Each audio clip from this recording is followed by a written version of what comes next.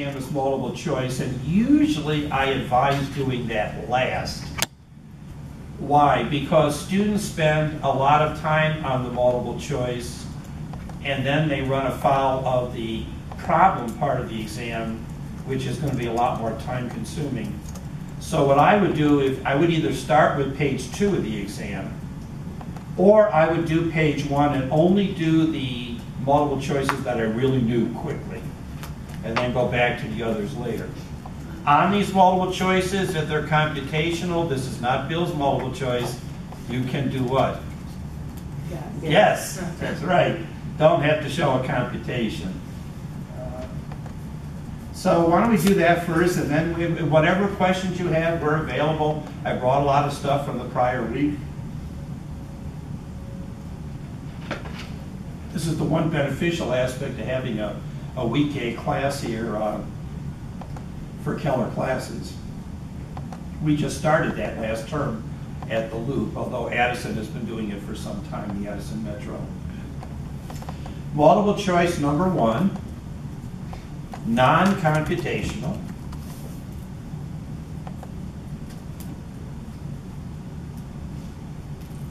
Basically, you need to know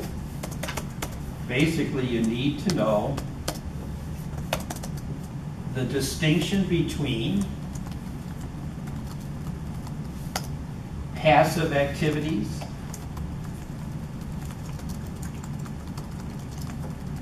and portfolio income. Now I know the third choice was active income. So look at all three. That will also be a question on the problem part of the exam. Active income, but more stress passive income and portfolio income. In an earlier week in the class, remember I talked about you maybe putting on a hard hat and going out to an oil well, you know, where we were drilling, you know, Oklahoma crude or something. When you have a working interest in oil and gas, which normally would not be what people would have.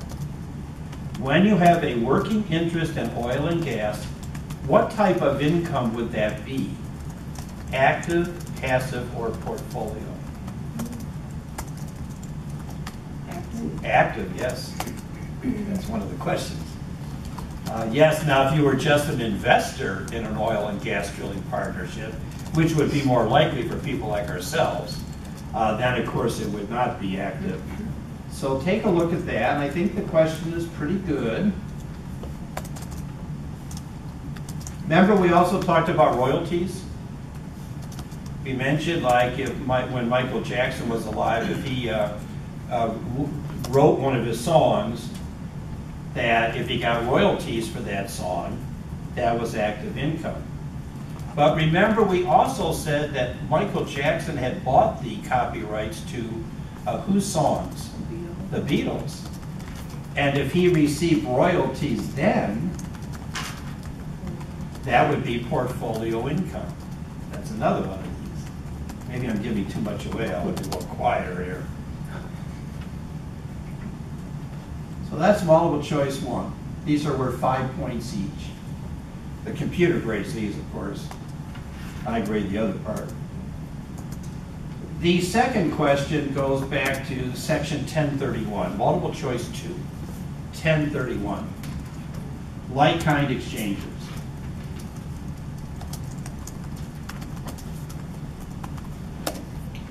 Remember, the like-kind rules are rather liberal. For example, under 1031, if I traded in, let's say, a piece of land for another piece of land that had a building on it, that would qualify. That would qualify. By the way, not on the exam here, but under 1033, that would not. So 2 of these, which are non-computational, 2 of them, the other one's computational. 2 of these, one of them says, which is an example of a non-taxable like-kind exchange. So which is an example of a non-taxable like-kind exchange? And another one, guess what, says which of the following is not an example of a non-taxable like-kind exchange. So make sure when you're taking the exam and you're under time pressures, you see which is the one, if you get the one that has the not an example, or you got the one that says which is an example. So you don't want to get the two confused.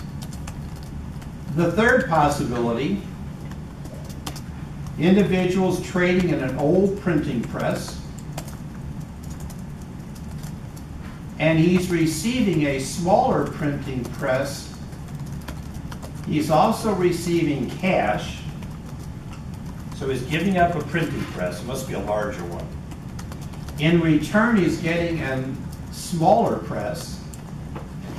He's getting cash, and some of his debts are being paid off. Now, you probably say, wait, Bill, whoa. Certainly the cash he's receiving and the debt that is being paid off on his behalf are boot, yes.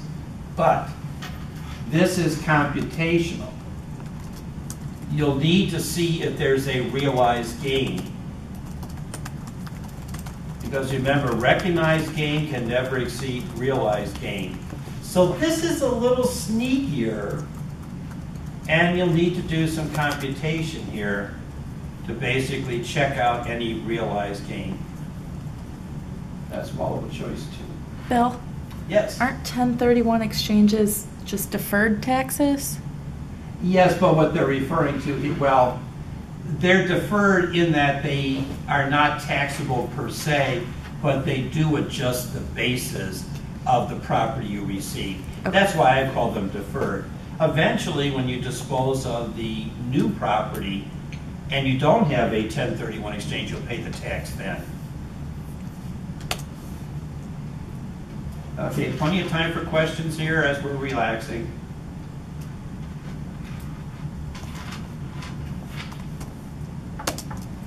So is there multiple parts of question 2? Or No, these are all the 3 different possibilities. Now, each of these multiple choices just is a factual situation, and then it has, you know, either A, B, C, D, or A, B, C, or A, B, C, D, E type, and you just put a little dot there in the right hole. So not multi-part. Now, we will have multi-part in the problems. Okay, multiple choice number 3. It looks like, now again, they put years in here. This happens to be the year 2010, so that must be the year it was put in the test bank. These are all their questions, not mine. And here we want to know what is the interest deduction. Interest, I assume that would be interest expense deduction. The interest deduction for a couple who are married filing joint, or for an individual. One of these is a single guy. The other 2 I notice are couples, married couples of different sexes, by the way. We gotta have that nowadays. Now, I think there's not much to say about this because you should be ready for it. The only thing is I'd like to ask a question.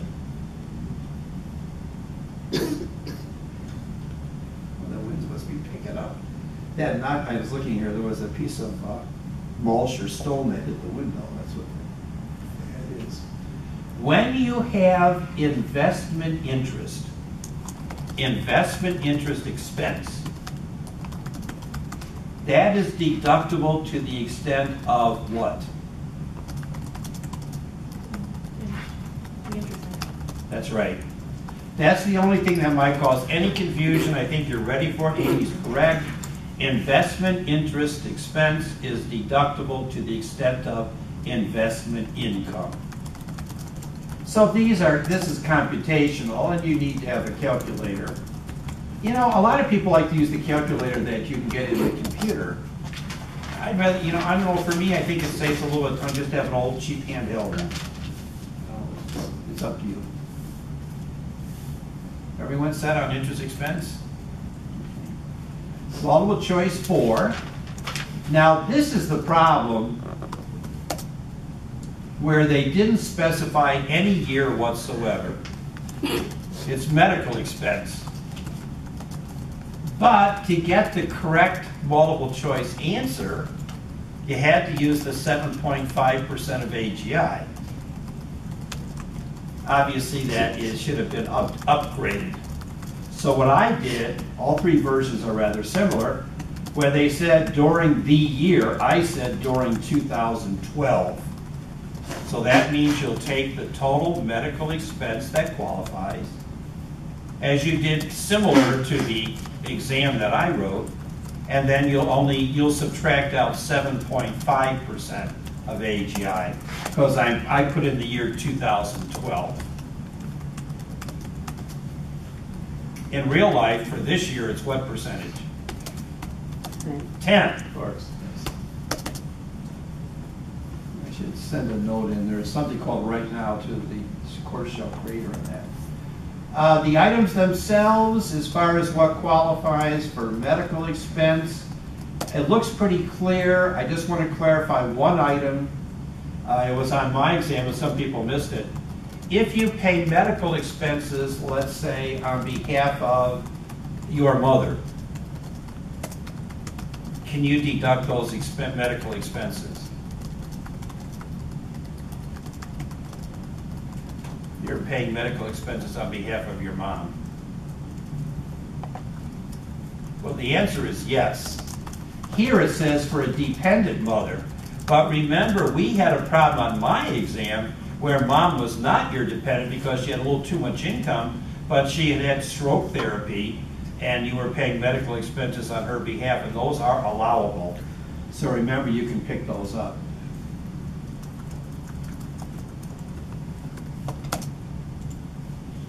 I envision really great results, especially in this class.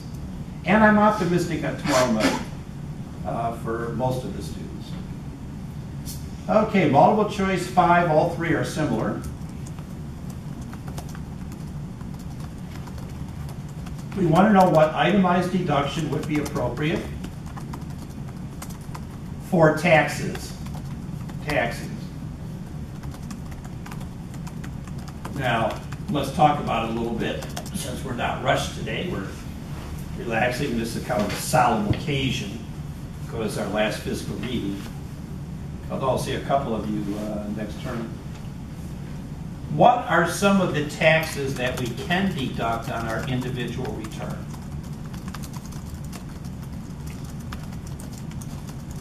Don't be shy, it's Bill. Medical expenses? Tax. Okay. Estate tax. Okay, Yeah. State and local income tax. Keep going. Anyone? Property taxes, that would be real estate or personal property tax. And there's one more, remember, that you could elect if you didn't want to take state income tax, and that was? What if we were in Texas? They don't have an income tax. Sales tax, there you go, sales tax. What are some of the taxes that we can't deduct that we have to pay?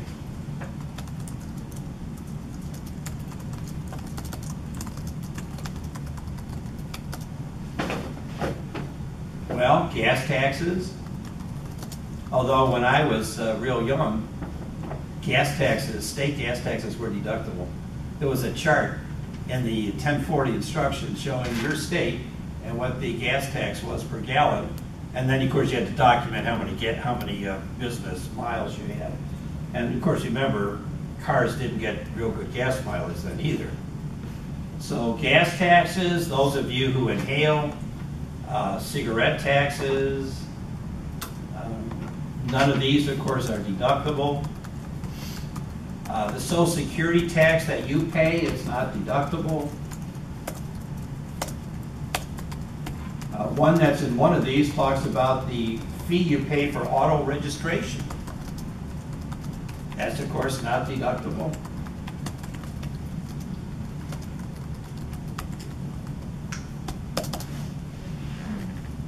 What about this?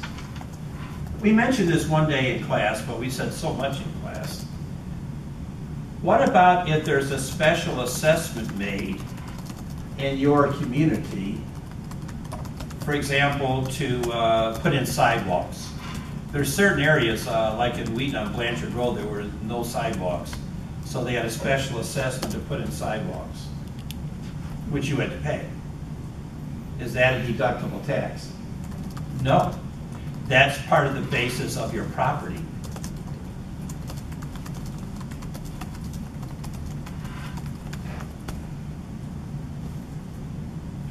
What about a penalty for underpaying income tax?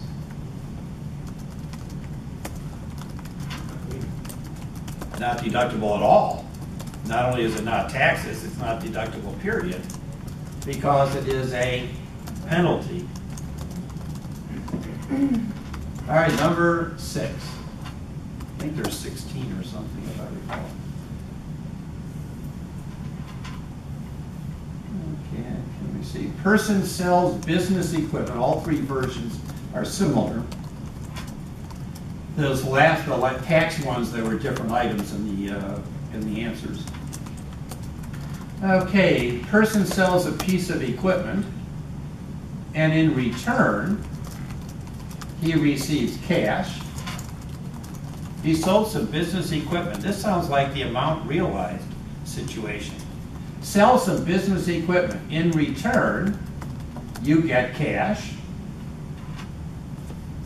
You get a painting with a certain fair market value.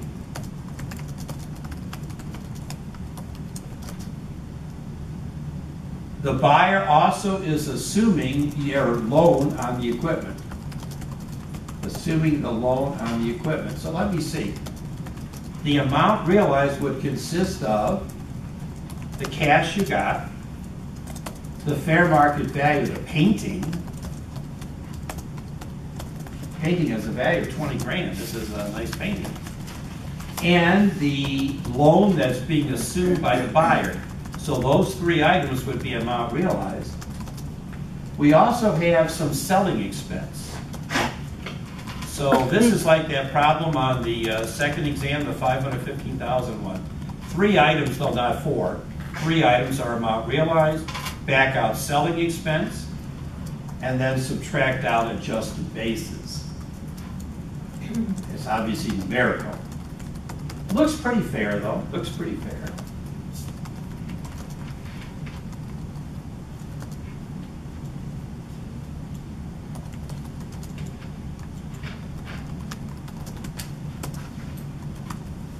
Okay, number 7. All 3 versions seem similar. Some of the ones coming up, the versions are all different. Seem similar. Basically, a couple are going to sell their personal residence. They give you the purchase price, and they made major capital improvements.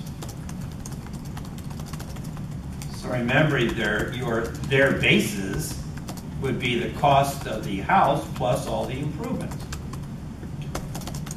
And then they're going to sell it. And they want to know what's the recognized gain. Now, these are married filing joint couples. So what would be their exclusion? 500,000. 500,000, yes.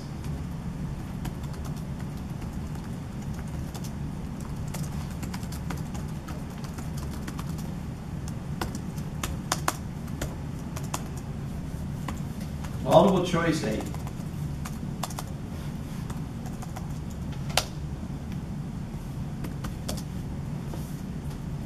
The first possibility, these are non-computational.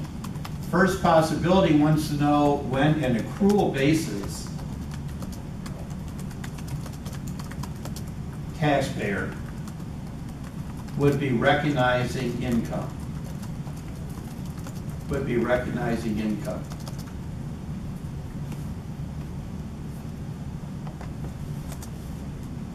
What are some of the possibilities there?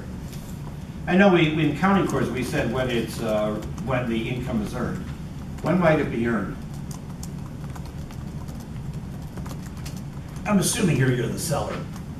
So you're selling inventory. You receive the payments.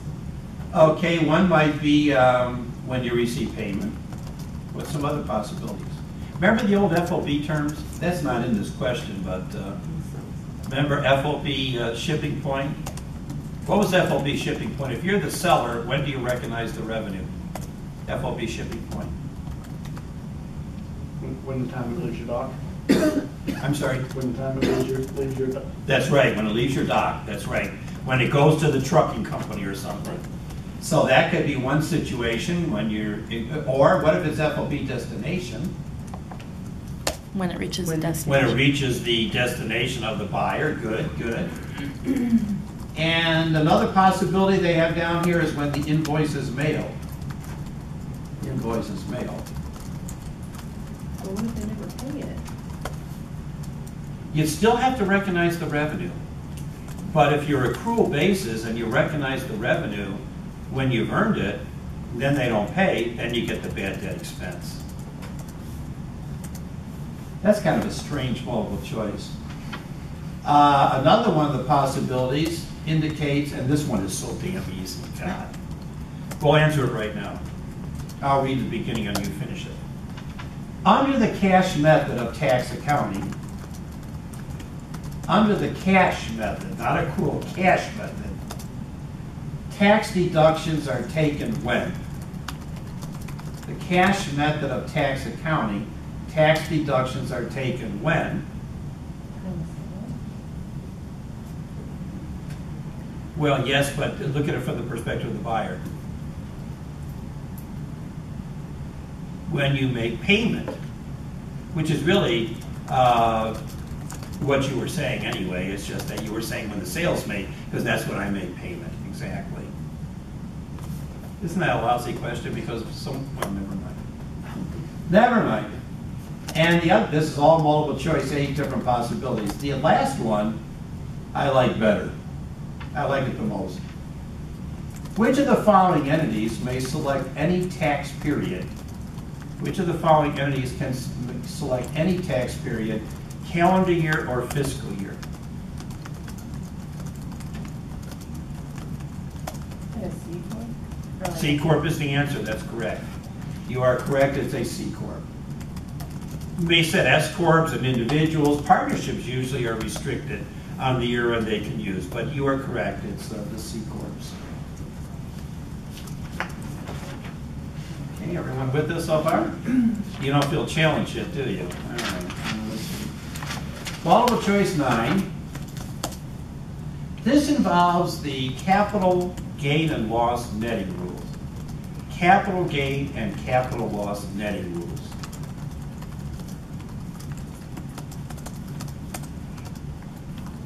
So remember, you net the short-term gain and the short-term loss. You net the long-term gain and the long-term loss.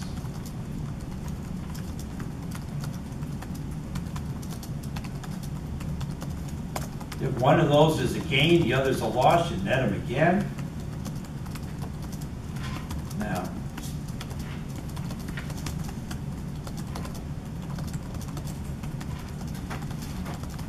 what if, these are individuals now, what if you end up with net either short or long-term capital loss? We have this on the board on the far right in our old homeroom, and we said the capital loss deduction for an individual member is equal to, anyone remember? The lesser of what? Capital loss deduction for an individual is equal to the lesser of the parentheses blank plus blank or blank. But fill in the blanks. Capital loss deduction for an individual is equal to the lesser of the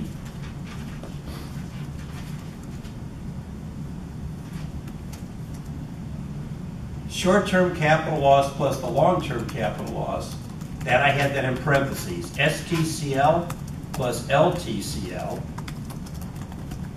or what's the maximum?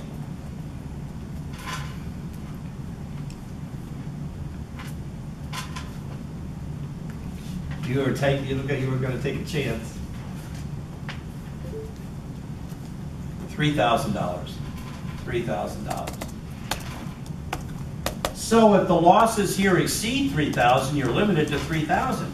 But what if your short-term losses and long-term losses were less than 3,000? Then your deduction is less than 3,000. Now that'll also come up in the problem part of the exam, where the capital losses will be greater than 3,000, and you have to remember it's limited to 3,000.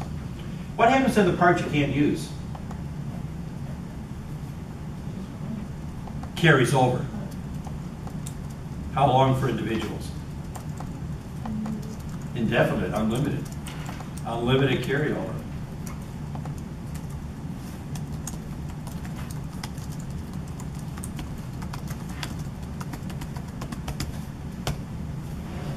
Okay. I'm looking for perfection from this class on these multiple choices. These are a lot easier than the ones that were on Bill's exam. All right, multiple choice 10. Two of them are similar. You can answer them right now. Basically, who can or who cannot, who can or who cannot practice before the IRS? Who can or who cannot practice before the IRS? Now, what do you mean by practice before the IRS? It means representing clients. You know, you can always represent yourself, but who are the classes of people currently who can represent others in an appearance before the IRS? CPAs. CPAs? Keep going. Tax attorneys? Attorneys? The third one. They're people who have taken an extensive, very difficult exam administered by the IRS. They have continuing education requirements, but they're not CPAs or attorneys. Enrolled agents. Enrolled agents. Now, you guys aren't interested in that because you're going for CPAs, but enrolled agents. Enrolled agents. And I'll tell you, their exam that they have to pass is really difficult. It's not easy. And then they have all the continuing education that CPAs and stuff have to do. Okay. Oh, that was two of the three possibilities, excuse me. The third possibility, I'll give you the question, and which of the following is not a mathematical error? Which of the following is not a mathematical error as defined in code section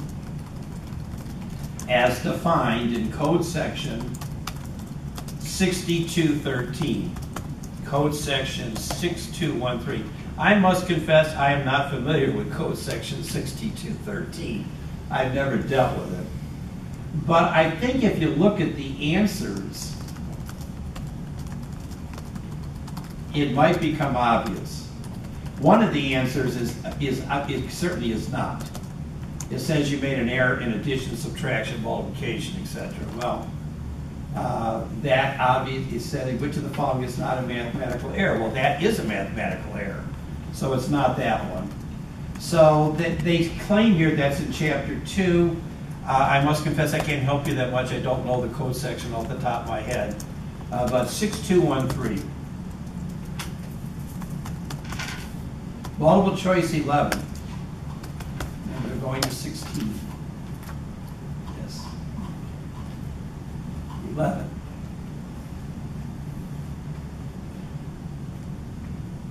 Trade or to be deductible for tax purposes. Possibility 1. A trade or business expenditure to be deductible for tax purposes. A trade or business expenditure must be, what are the three words? Blank and blank. This is under code section 162. Remember, where you can deduct blank and blank expenses connected with a legitimate trade or business. What are the terms? They're not defined in the code, but they're in 162. I think we talked about this in class where I was arguing that an expense that you were deducting did not meet this criteria, and you were supposed to come up with indicate argument why it would. 162. I think Margaret's going to try and find it. Okay. There must be blank and blank. O and N. First word starts with O, the last word starts with N.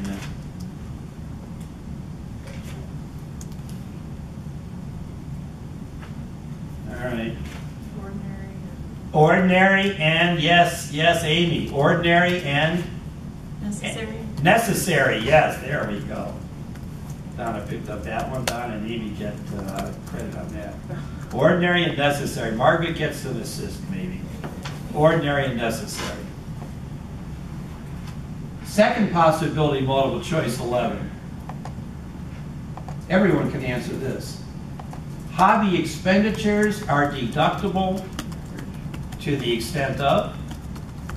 Hobby expenditures are deductible to the extent of. Income? Hobby gross income, yes, sure.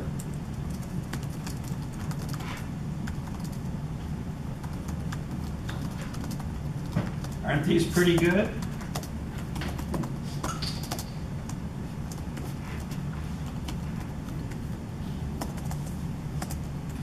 Third possibility, multiple choice 11, talks about an expenditure being part business and part personal. Part business, part personal. We had this on the exam. Remember where we had the 10 flat, you lived in one apartment and rented out the others? Obviously only the business portion is deductible. So I have a feeling we're multiple choice 11. You guys would have gotten that correct had you not had any advance notice. Multiple choice 12. Oh, something they love in this text, and I'm teaching Accounting 324 again next term. That's Federal Tax 1 undergraduate. And this is in there too. They love this. Tax avoidance versus tax evasion. So look at what's tax evasion, look at what tax avoidance is, and non-computational questions relating to those areas.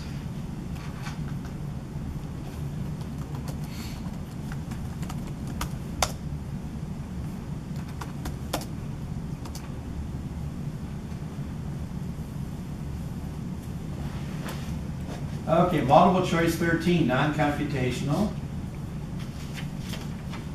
Which of the following items is not, all three are similar, different answers.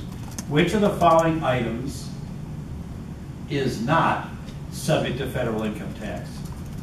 Which of the following items is not subject to federal income tax?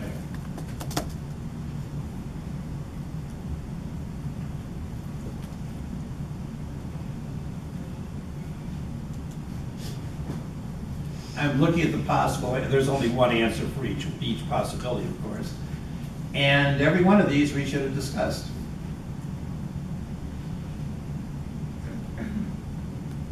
Yes, I really have nothing more to say on that. Multiple choice 14.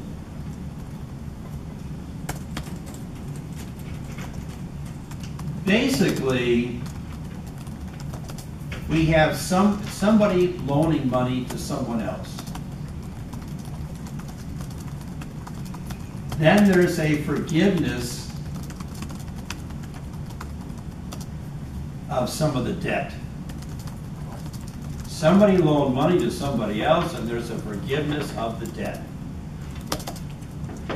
and they want to know which statement is correct. And basically, the statements relate to whether somebody has taxable income.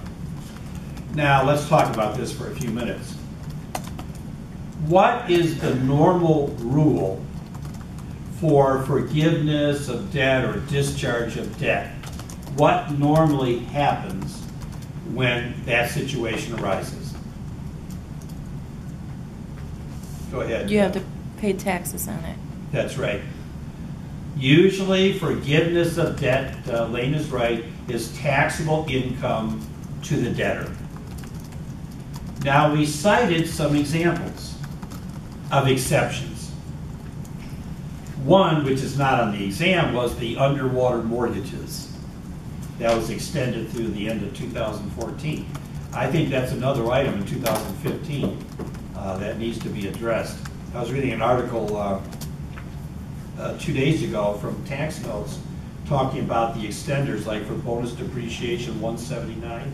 Remember, they're through the end of 2014, saying that Congress needs to act on those for 2015 rather than waiting until the last week of December. But what were the two other exceptions that have existed in the law for years, where you don't have to pick up discharge of debt or forgiveness of debt into income if the debtor is either blank or blank? Bankruptcy. Bankruptcy is one, or insolvency. Excellent. Bankruptcy or insolvency. I wonder if I'll get those answers tomorrow night. Bankruptcy or insolvency. A couple of these, I think the person is bankrupt or insolvent. The other one, they're not. So if they're not, they got income. If they are, they don't.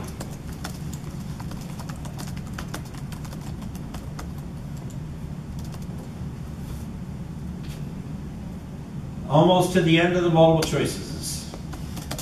Multiple choice 15. All three are different. Possibility 1. All of the following income items are includable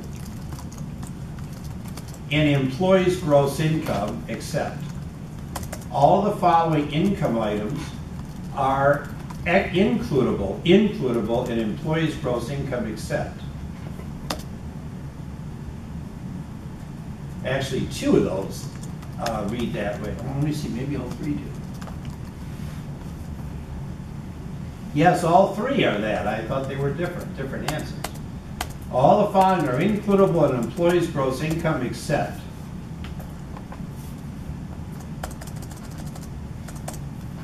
Now let me just comment on one of these. One of the answers for 2 of these, which is not the correct answer, is moving expense reimbursement. Moving expense reimbursement, and the reason, so that is not the answer. Because that would be includable in employee gross income. Because that was that one question we had on exam 2. Remember, the person got a $2,000 reimbursement. That's in his taxable income, Form 3903. Then you have to offset against that expenses that you incurred. So the moving expense reimbursement is in your taxable income. Some of these other items are also included in taxable income. The ones that are not are ones that we discussed in class. One of these, which has been true for years, they're talking about changing, and that would be devastating to anybody who's an employee.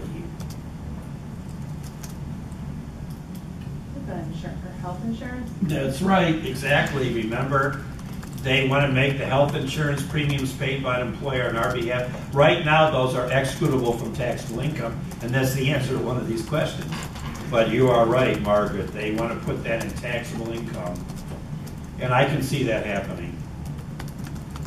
I think there was on my W-2 this last year, there was a box that said, employer's contribution to health insurance on my behalf. It wasn't in taxable income, but it was an informational box. And if they're asking for that, now that relates to Affordable Care Act, but it also could relate to this area. Okay. And number 16, the last of the multiple choices. So you see, you want to get through these kind of quickly. The other one's going to be lots lengthier. Okay, first possibility. Which of the following types of taxes is not deductible? Which of the following types of taxes is not deductible? What is a component of tax? Now, we mentioned on an earlier question a whole bunch of taxes, like cigarette sales tax, etc. But what is a component of federal tax, for example, that has never been deductible, never will be? Hint, it appeared on the 1120 Schedule M-1.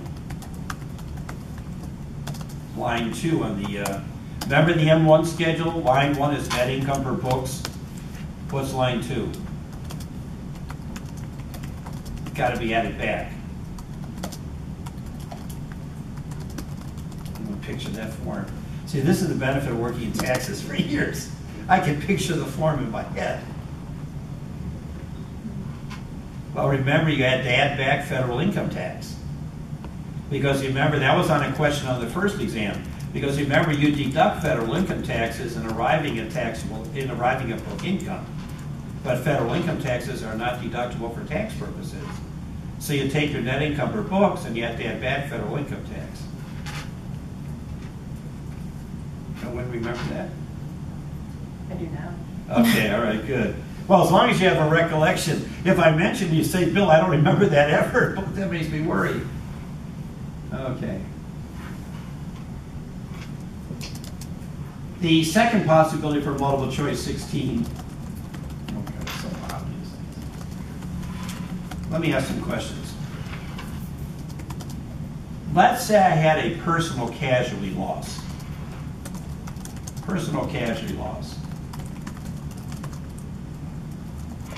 Can I deduct a personal casualty loss on my return? No. Yes, I can. That's right. It would go on Schedule A. Remember, it has to be reduced by $100 per casualty and 10% of AGI, but yes. What if I sold my personal residence or I sold my personal auto at a loss? That's right, not deductible. So losses on the sale of personal assets, not deductible. The only exception being the personal casualty or theft losses. The third possibility for multiple choice 16, I want to know, how do you treat fines and penalties paid to the government for tax purposes? Fines and penalties. Not deductible, right. Okay, now that multiple choice should not take that long. Or if you do it first, I would try and do it within the 30, 45 minutes. Now remember, I've extended the time, but still. Now the problem part. Some of these are long and some of these are short. We're all worth 17 points.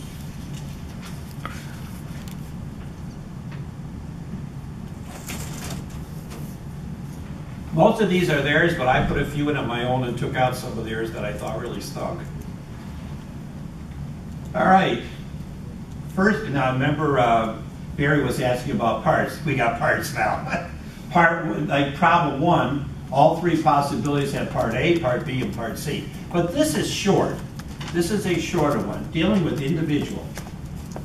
This is an individual lady.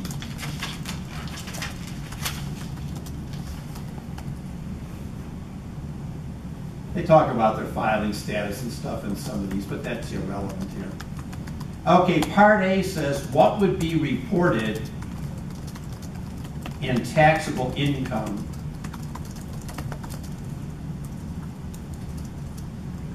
as interest? I want to actually change the years in this one.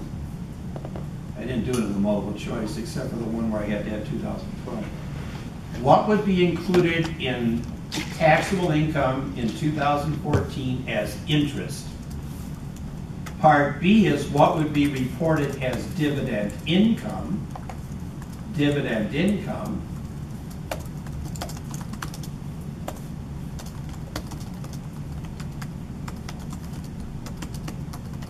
And then they ask in part C about how to treat state lottery winnings. State lottery winnings.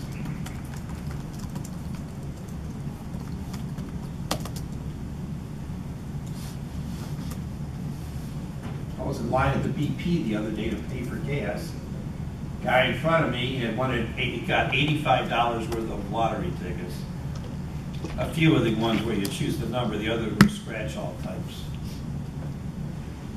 All right, now is there anything that might be of interest for me to share with you? Okay, yes.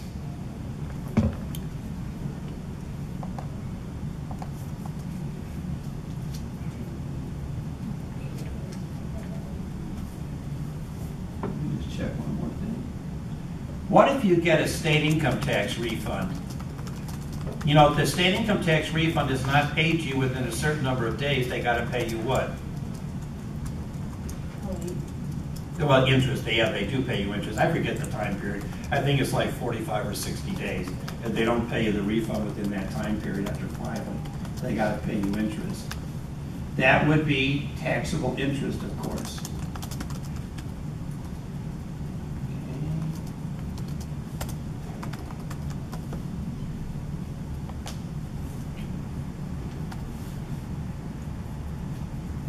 Now, if it says, I never would have tested this, if it says dividends from a mutual life insurance company, if it says dividends from a mutual life insurance company on a life insurance policy, dividends from a mutual life insurance company on a life insurance policy, are those taxable dividends? No. It may say the word dividends, but those are not taxable dividends. They kind of relate to, for example, a fully paid up policy.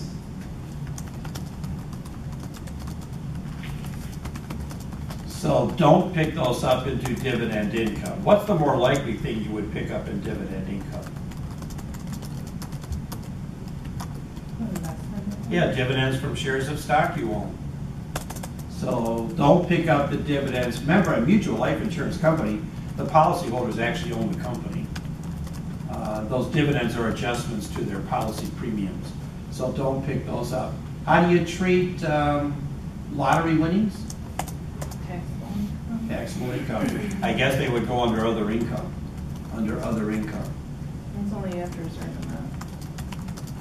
Well, they have to be reported over a certain amount. In theory, if you won, like the other day we had, 2 years ago at Christmas, or excuse me, I'm not allowed to say that, at the holiday season,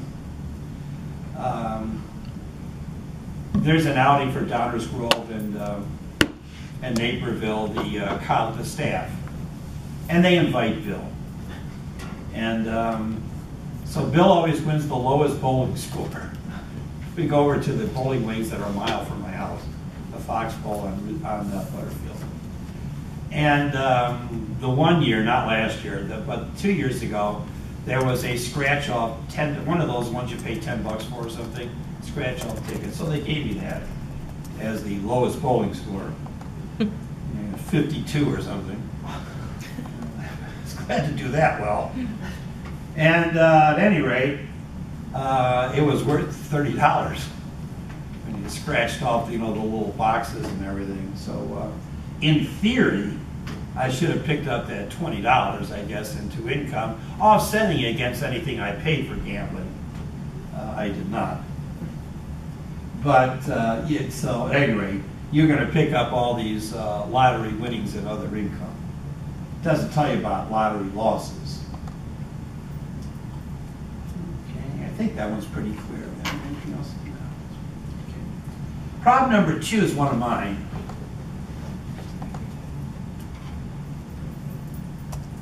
One of the possibilities has a corporation selling a machine that they use in their business. Now they're going to sell it at a gain. What is the amount and nature of the gain? Now this involves last week. What type of asset again is a machine used in the trade or business?